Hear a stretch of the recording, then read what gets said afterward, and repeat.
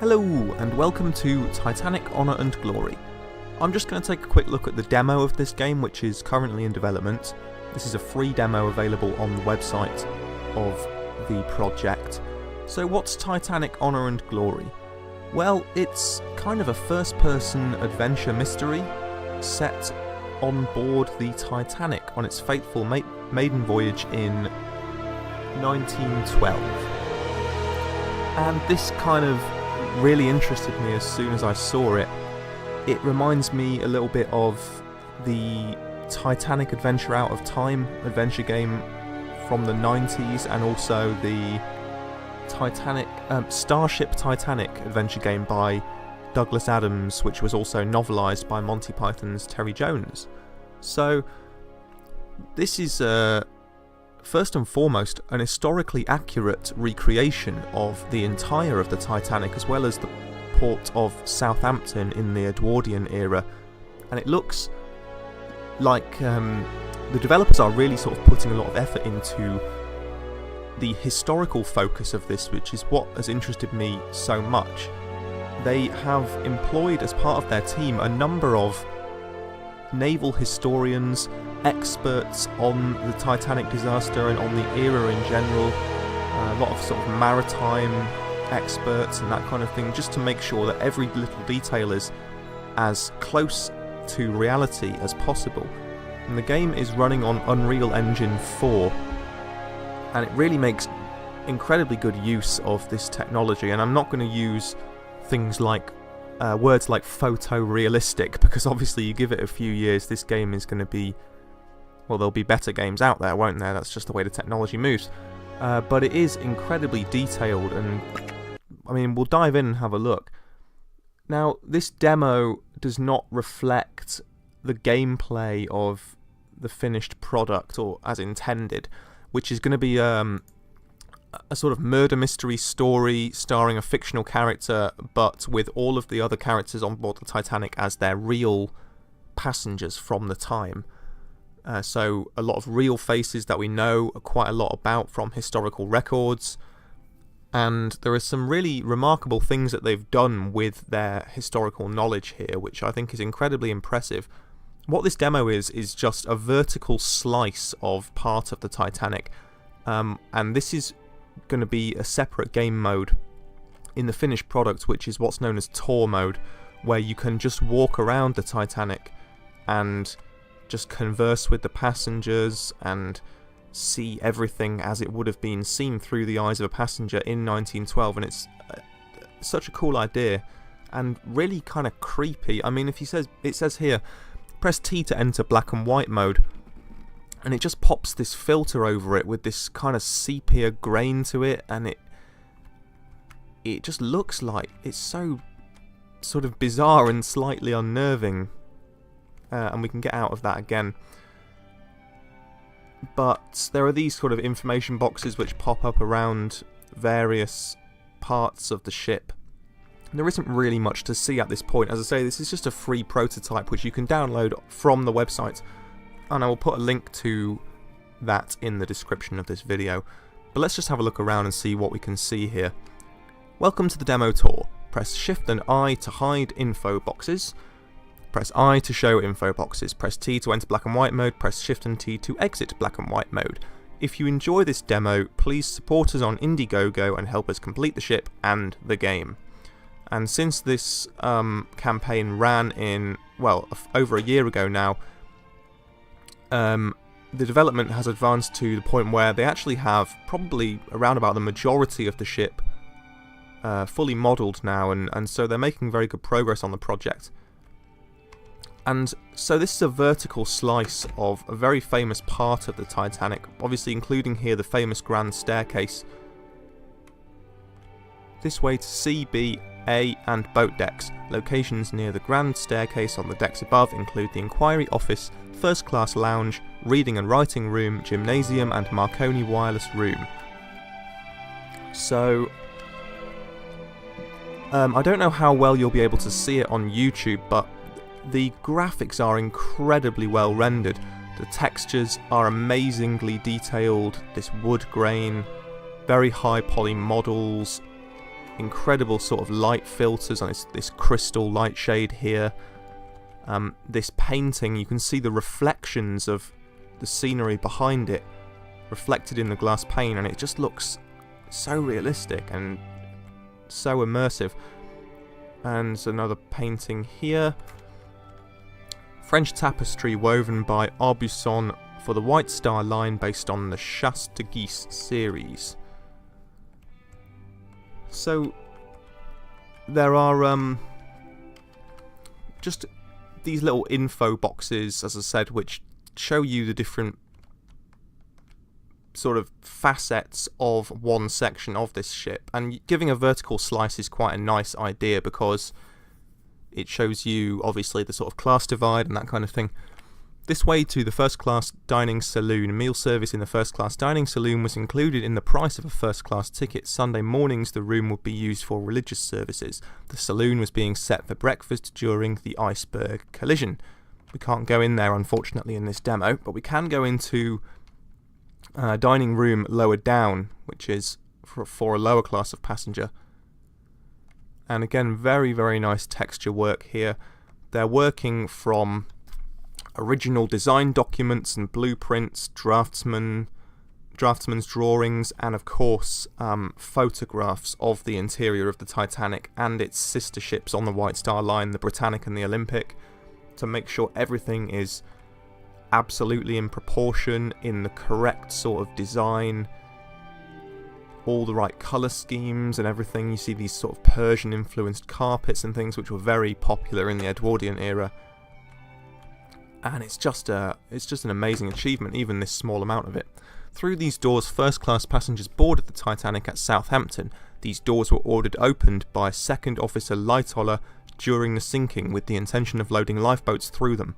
However, no lifeboats rowed to them, and they only hastened the flooding. Gutted. This way to the first class cabins on D-deck. Can't get that way, but it's basically this sort of area around here and the same sort of area below. Okay. Steinway Model B grand piano, one of 6 pianos on board the Titanic. Reception room and dining saloon. Windows are lit at night by linolite fixtures behind the windows. You can see the ocean out there and starlight. So atmospheric. And this kind of crystalline, textured, reflecting surface. Again, the texture work is incredible.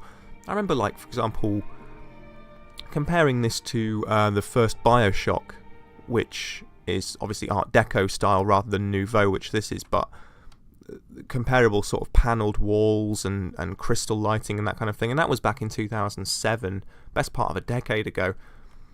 And I remember when that came out thinking it was absolute, the textures and the light playing across them was just so realistic, and now it's kind of shown its age. But for 2016, this looks fantastic. Little photograph there. This way to the first class dining saloon. Been there. Alright, let's go upstairs.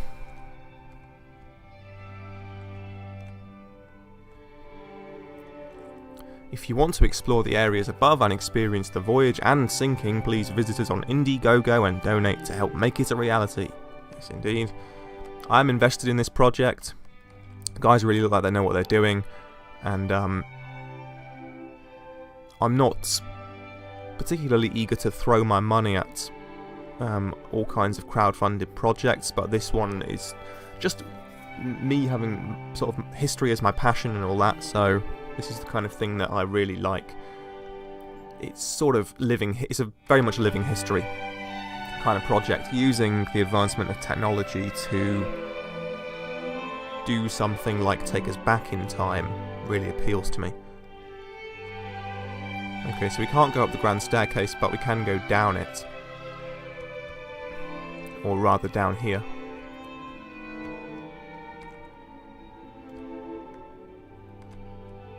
What's this one?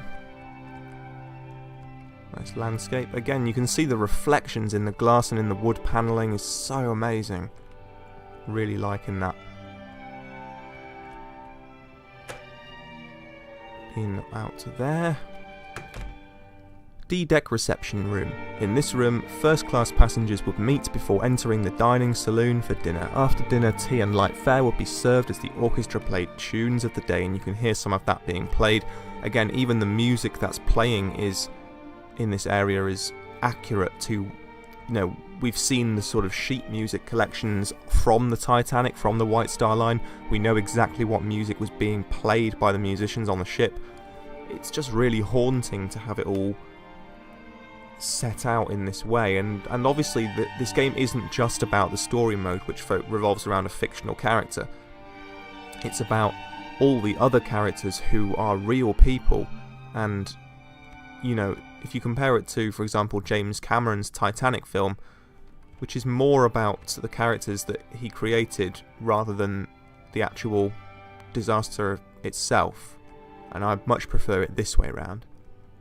First class elevator foyer. These 3 elevators lead to A, B, C, D and E decks. Elevators are out of order, naturellement.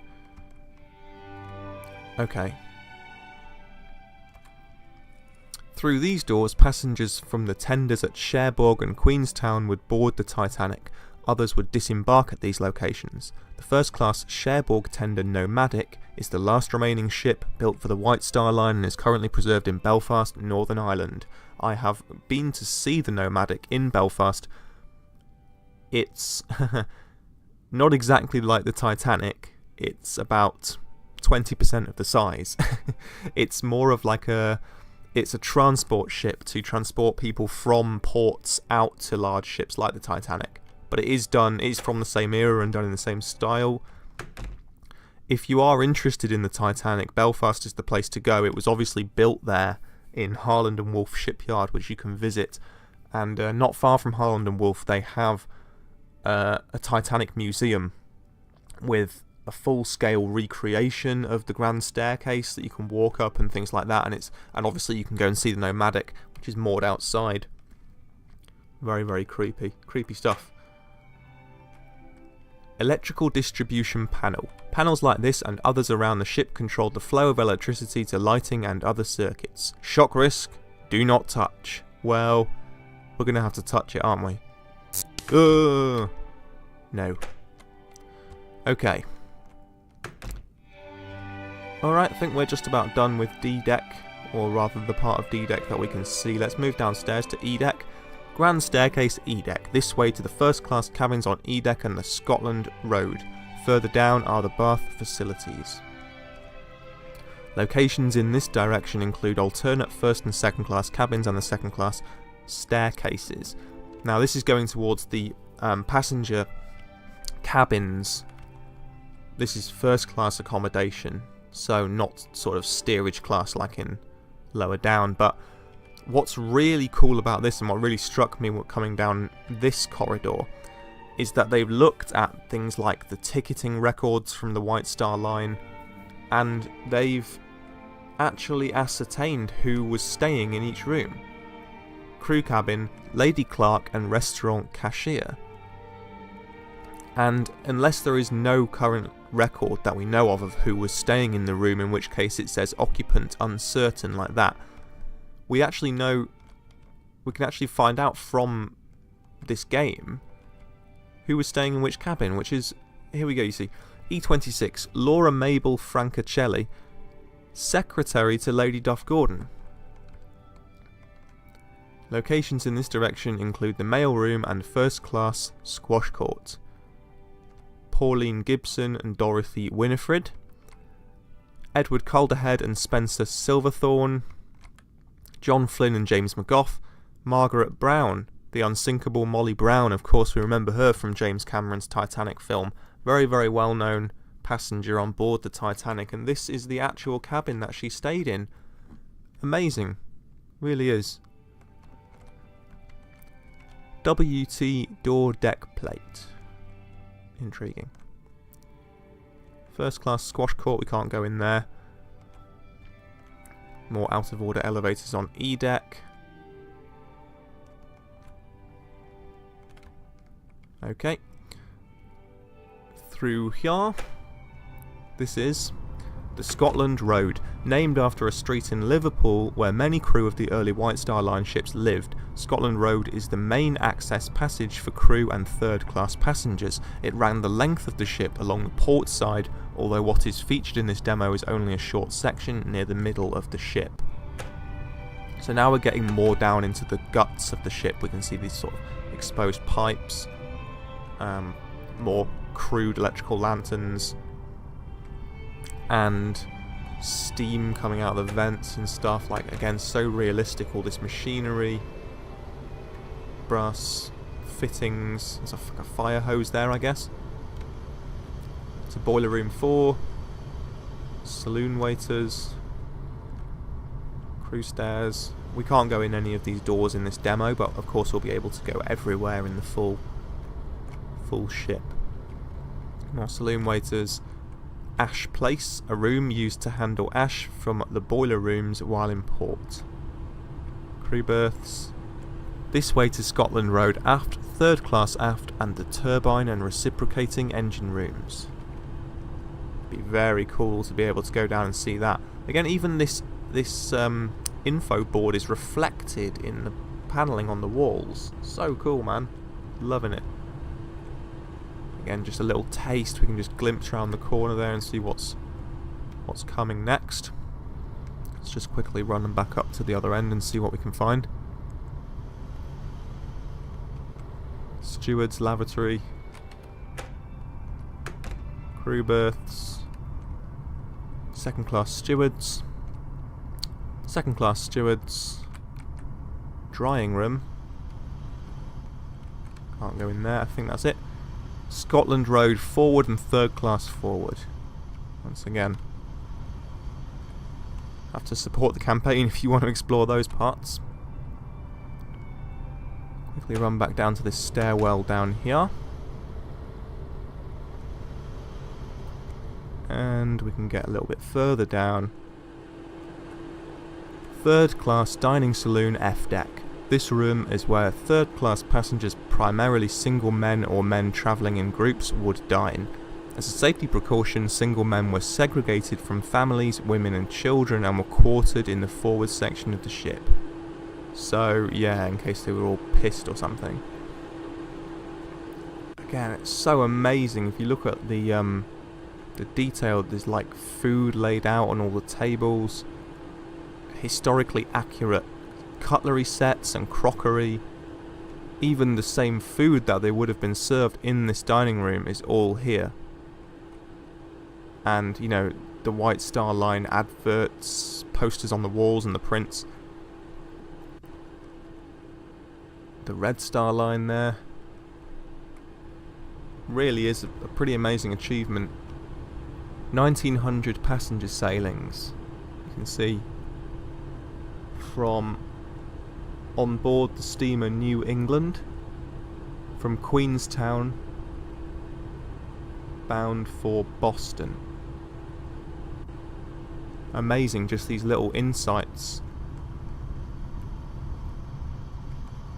And considering that none of the large White Star Line classes like this is the twin screw RMS Megantic, and the Leyland line there, it's a single funnel steamer. None of these ships from the White Star Line exist anymore. They were all either sunk or scrapped. And this is probably the closest we're ever going to get to, you know, seeing at ground level what it was really like on board the Titanic, apart from, you know, unless those crazy oligarchs decide to actually go ahead with their full reconstructions of the Titanic that they always tout around every few years. But I feel like that would be pure folly, whereas this is actually a project of historical and entertainment purposes. Atlantic Transport Line, London to New York. Very cool, very cool. This way to the third class pantry and galley. So that's the kitchens and storerooms for food. Forward third class dining saloon. Yeah, okay. So that's as far down as we can get, down to F deck. And obviously if you look at where we started on D deck with the very opulent Persian decorated kind of lounge and smoking room, and so we're going down, we have a full contrast there of the third class dining room, which is very, very cramped and very simplistic. Okay, and finally we can go a little further down in the sort of posher section, and we can come to F deck, this section of F deck, which is the grand staircase on F deck. The lowest deck of the grand staircase. There are no first class cabins on this deck, and apart from the floor of the squash court, no first class facilities below this deck. It's a fan room. The plunge bath swimming pool, a watertight door, is beyond this door. We can't go in there yet. Storage locker there. Female Turkish bath attendants. 2 assistant second stewards. Clothes pressing room. Baggage master and squash racket court professional. Second steward and Turkish bath attendants. So this is all crew quarters here. And in this brown door we can see the men's Turkish bath. What was it, this one? Turkish bath cooling room. This richly appointed room is where passengers would go to cool off after a rigorous bathing process. This weighing machine here, very sort of steampunk looking. Quite cool. Weighing machine used by passengers to compare weights before and after a session in the baths to see if they were able to sweat off any weight. Or any cognac and roast lamb or whatever they were probably eating. Again, little water rippling in that fountain, and this richly appointed lion's head fountain mouth there. So cool. Additional Turkish bath facilities. We can't go in there yet, but we can see through this window into the Turkish bath there. So cool that even though we can't access it yet, we can still see it, and it's still kind of laid out in perfect proportion and stuff. And again, the light rippling off these tiles, painted tiles, very realistic, nice effects. What's this? A locker. Lovely. These deck chairs and sort of massage beds, I guess they are. Changing stalls there, one of them open. And another advert. Please donate to our campaign. Smiley face. So yeah, if you're interested in this project, I will put a link in the description of this video to the website where you can grab this demo and you can support them in finishing this. If you're interested in history or immersive games or adventure games or anything, you know, that you could compare this to, definitely consider supporting this project, because they're already very far along with it. They really seem to know what they're doing, and they're investing their time and resources into the right sort of areas, which is of course historians and that kind of thing. Just pop it into black and white for a moment. Historians and you know, research, really talented developers, obviously really making the most of using Unreal 4 for this. And yeah, that's going to pretty much do it. There's probably a couple of things I missed from wandering around, but you know, grab the demo yourself and check it out. It definitely... Oh, I can remember one thing actually. Just to show off the fact that it really pays to check out every single corner and every single tiny detail of the things that they've put in here. If you go down to the bottom of this staircase, it just says look up. If you look up, you can see all the way up to the skylight, the dome on the top. On the boat deck, I guess that would be. And yeah, so great. I mean, just such a cool sense of scale, and everything is just so accurate. The angles and sizes of everything are perfect. And it's amazing, you know, because everyone kind of knows about the Titanic, and everyone has this sort of understanding of this huge ship, like sort of sinking below the freezing waters over a course of a couple of hours. The kind of horror of it, the terror of it. Hundreds of people lost their lives. I think it was over 1,000 people died.